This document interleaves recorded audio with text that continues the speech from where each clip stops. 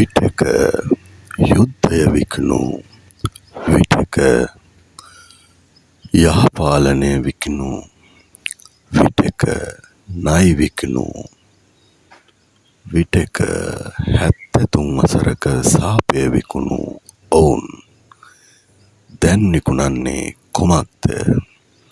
ඔවුන්ගේ තිරපිටපත කුමක්ද? එය වෙනුවෙන් අපේ ජීවිතය අපේ ශ්‍රමය අප ඔවුන්ට තවදුරටත් කැප කරමුද? තීරණය ඔබ සතුයි.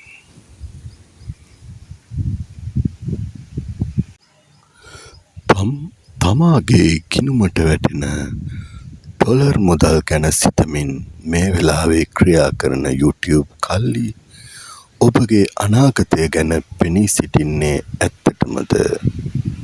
එය සිතා බලා කටයුතු කිරීම ඔබගේ යුතුකමකි.